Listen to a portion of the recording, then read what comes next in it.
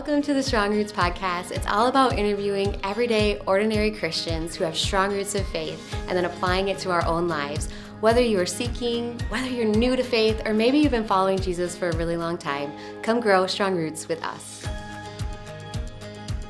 Hey, Strong Roots, we are in our Holy Hustle season, and I am here with Rich, and we are talking about how to have a holy hustle at church. And one of my favorite things about Rich is he is no nonsense.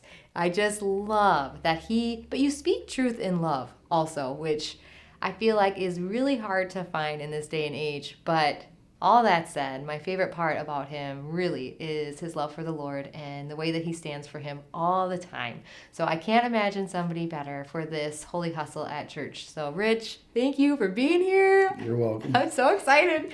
So right away, Rich, what hustle? You should lower expectations. Oh, lower expectations? Well, I don't think you should. But anyways, Rich, what hustle has God called the church to, and what has he not called the church to? I think clearly God's called the church to reach people who don't know Jesus, to seek those folks and share Jesus' love with them. I think what he's not called the church to is to just kind of be a country club and like just sit back and basically say, hey, we're good and everybody else can go to hell. Yeah. I mean, absolutely. That's just, that's the reality of it, I think. It is. What, in your opinion, have you ever felt that way? Like, I know I have, like, it'd just be easier just to not to do anything and be cool with Jesus and me. I think it's very easy to get complacent in your faith because it's like, I'm good. It's cool. And I'm, so it's, I think that's the challenge, right? To stay motivated, to stay relevant, to stay active in one's faith and not just kind of be a spectator. Absolutely. What has helped you? What has God used to help you not just be a spectator? Years ago, we had I'm going to call it an extensive Bible study thing here. It was called Living Fire. And that was a real eye-opener for me. And I think it was for many of the people that went through it as well. And it just, I don't know, it kind of made things more real and relevant and kind of gave me a sense of urgency maybe to use it. Yeah. Not just keep it to me. Yeah, and become spiritually obese, really.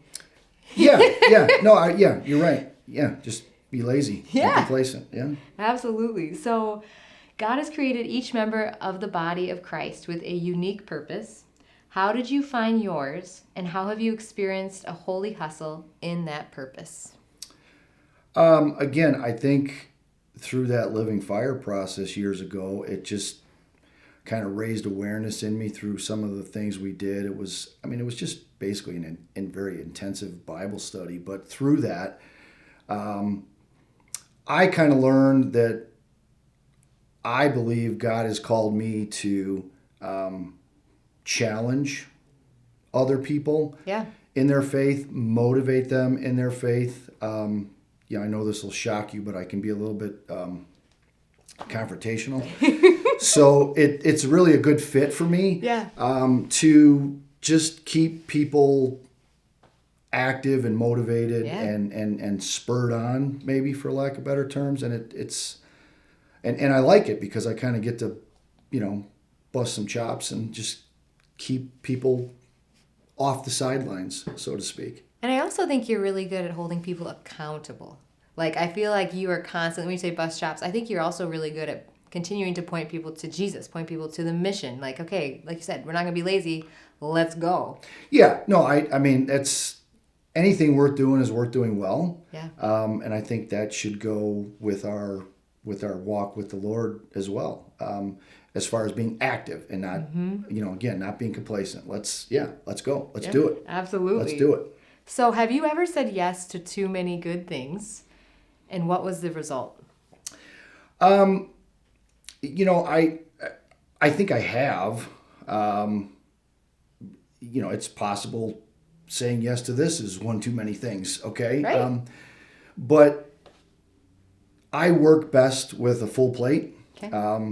It's hard to explain, but if I've got 58 things going on, I'm more in tune than if I just had 5 things going on. And it's good for me. I could see where saying yes for some folks to too many things could be overwhelming, and they might not do them with the excellence they require. But I like it. I like a full plate, and I function best that way. What do you say no to? You know, years ago I said yes to cadets. I was a cadet counselor. We don't have cadets, but it's kind of like a Boy Scouts. I would say no to that because that was an epic failure. So you learn as you go. But you know, years ago, Val Fozzie did a thing at church with 2 jars, and the God stuff was the rocks in the jar. Our stuff was the sand in the jar. If you put the rocks in first, the sand would always fit over the rocks. If you put the sand in first, the rocks didn't fit. And that is just a simple image that's always stuck in my brain. So I'm very busy in my business life, my personal life, and I try to be equally as busy in my God life, my church life, whatever, and try to say yes. And you know, I make time for all the other stuff. I feel, I don't want to say obligated, but to a certain degree obligated to make sure I make time for the God stuff and try to put that first, because everything else then fits. It just works.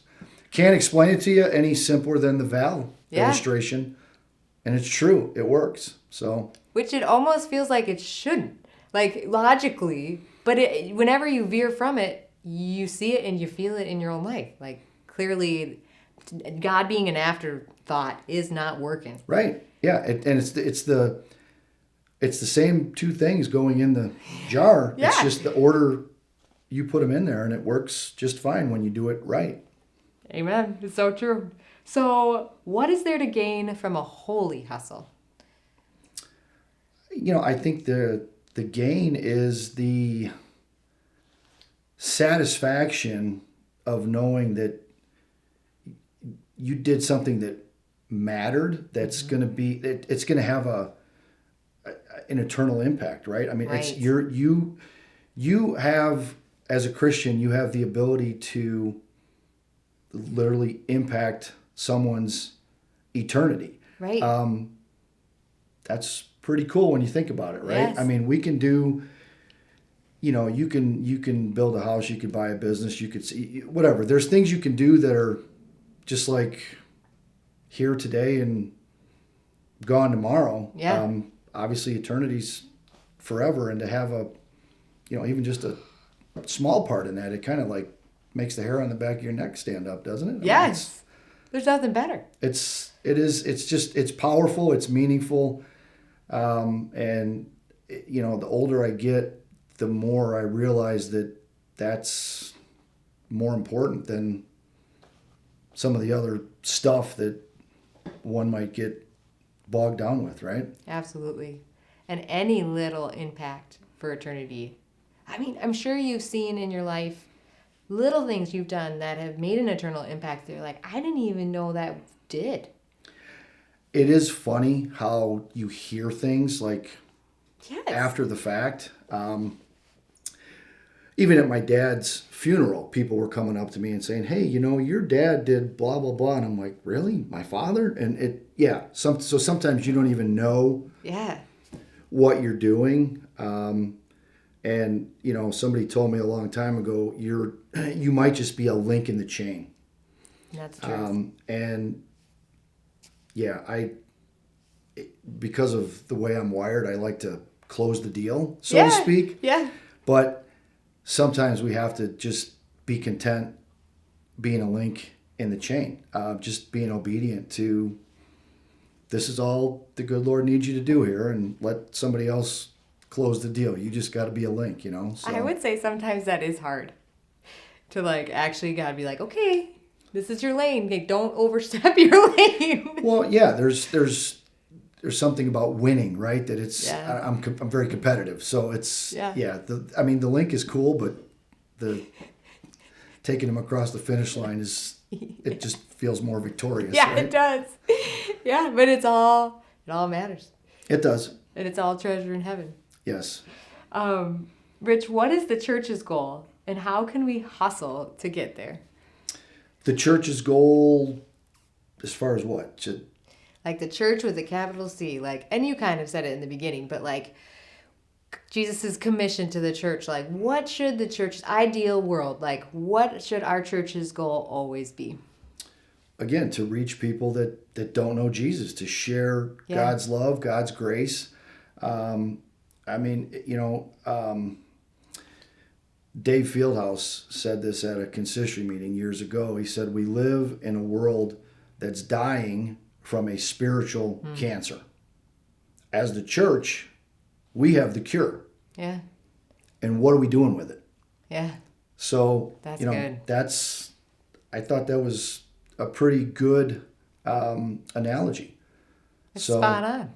Yeah. And what are we doing with it? Are we actively helping people with it, or are we literally letting them die? Yeah. So, that's the choice we make every day, right? Do we share it or do we keep it? And it's weighty. That's weighty.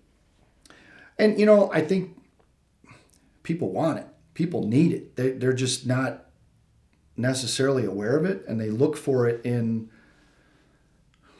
whatever, right? Whether it's the bottom of a bottle or whether, I don't know. People, they do different things for different reasons. Because, I don't know, because they don't know, or they're too afraid, or they're whatever, or nobody's just taking the time to share it with them, because it is fascinating how receptive most people. I mean, some people don't want anything to do with it, but most people are very receptive when you share with them. Absolutely. I would say more than not, for sure. Because I think God did make us. His word is written on our heart, and I think sharing him with, it resonates. There's truth to it, even if you don't want it, even if you want to reject it. Like, we were made in his image, and something strikes true every time. Yeah, and that just could be that link we were talking about, right? You're just a link, but plant the seed. Yes, the seed. Be the link. So how can believers encourage each other through the holy hustle? Like, how can we be, you kind of mentioned we all have our gifts, but like, how can we be an encouragement to keep each other reaching people far from God? I think you just have to, like I like our small groups, or life groups, as we call them. That's a intentional way with 6, 8, 10 people to hold each other accountable and make sure you're not just going through the motions, I guess. Okay. Yeah. I think that's probably the most effective way that I could think of, just sitting here right now. Obviously, we get, messages every Sunday that are designed to motivate us and inspire us and do all that stuff. But I think when it's one-on-one, or 6-on-6, or whatever your small group is, or whatever, it's more intentional maybe and personal. Mm-hmm. And I think if people are doing them, I don't want to say correctly, but if they're doing it the right way, people are going to be real. They're going to open up, and people are probably going to be like, "Oh man, I'm glad you feel that way too, because I struggle with this, or I struggle with that." Yeah. And they can encourage each other and be better and be more motivated, I guess, about sharing their faith and growing in the Lord and all that kind of jazz.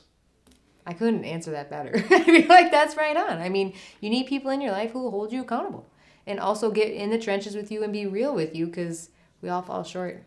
And I think sometimes we need to be reminded, like, we're all just pointing to Jesus. Like, and he can use imperfect people to do pretty incredible things. Absolutely. And it usually takes one person to kind of fall on their sword, and then you could almost like hear everybody just breathe a sigh of relief and be like, oh man, yeah, because I deal with that too, and I have, and then it gets real, and people work through it.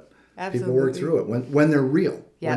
When you're not, putting on your mask or whatever it is we do, right? Because we're Christians and we're supposed to have it all together. Yeah. Yep. It's not true. Yeah, the gospel wouldn't be true if that were true. true. Not true. So you got a question for me? I'm going to flip the table. Yeah, as a matter of fact, I do. So, as the pastor's wife, I think there's a public perception or a public expectation of what that's supposed to look like. So I guess my question to you is, are you aware of it?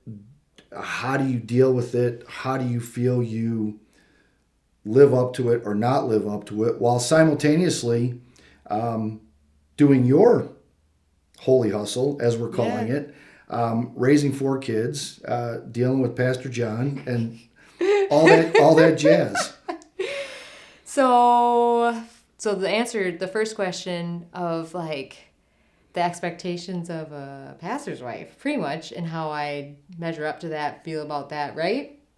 I feel like, speaking of Pastor John, I feel like he set me up pretty well because he makes it pretty public that we're both very imperfect people on a Sunday, which I am really grateful for. Like he always asks my permission, but he very much makes it clear, like, we fight, I don't know, he'll tell stories of like me scratching the minivan and not telling him, you know what I mean? Like, which I'm really grateful for. So I think most people at our church don't put me necessarily on as high a pedestal, because I hear a lot of people say, one of my favorite things about this church is that you and Pastor John are real. So that's a blessing. Because I think to your point, it could be really easy to want to appear perfect or more holy or whatever, but we're not. There are people in this church who are way more holy and way better Christians than we are, period. Like, I tell my kids that all the time. Like, I will not pretend that there aren't better Christians even at this church, let alone on the planet, right? So, and I think that honesty on stage, but also one-on-one, like, I'm very real. I'm an open book, like, and it's good for my soul too, to be able to be like, hey, like, I have struggled with that too. I have found, so I'm pretty always surprised when I do get like, oh, you're the pastor's wife, or like, I was really nervous to meet you, and I'm like, really? Yeah, there's a stigma that goes with it. Yeah, or like even at the grocery store, 2 people I didn't know, they're like, hey, Kristin, and I'm like, hey, then I'm thinking like, where do they go to Wheatfield, and they're like, no, we're actually go to the other church, but everyone around town here knows you. And I'm like, really? Like, what? And then I'm like, what are they saying about me? That always makes me nervous when somebody knows me and I don't know who they are. It's like, oh, uh-oh. Yeah, I'm like, okay. But I don't know. So that does surprise me, and it is something that I kind of just brush off, because it's like, that's not my identity, right? But I will say, with my kids and John and all the things, I think the same thing. I try to be really real with my kids, and try to apologize a lot. Because I think not only you're their parents, so you're on a pedestal, but I do think it's their pastor, and it's, they go to Hebron. It's their campus director. Like, that's a weird dynamic too. And so just being really, really honest and apologetic when we do fall short, and continually telling them, like, I will never hit the mark. Like, Jesus is the only one. And the more that I can tell them that, and even share, we're pretty honest about even just our past. Like, hey, like, here's how we messed up, and like, God had better for me, So keeping it real is everything. Very important. Oh yeah, because I don't want to live up to, like, I can't live up to that expectation, and then Jesus can shine. When we're weak, God's strong, right? Absolutely. Thank you for letting me pick your brain. I appreciate it. So good. Yeah. All good. And thank you guys for tuning in. We are so excited to see how you're going to live this out. We want to challenge you. Get in a life group. If you are wanting to have a holy hustle at church, we would love for you to get real with other people, do life, and let them encourage you to live out the Great Commission. Can't wait to see you next time. Bye, guys. Thank you so much for checking out this episode of the Strong Roots Podcast. If you enjoyed it, make sure to check us out on all our other social media platforms. And I want to let you know that I am personally praying that your roots stay strong.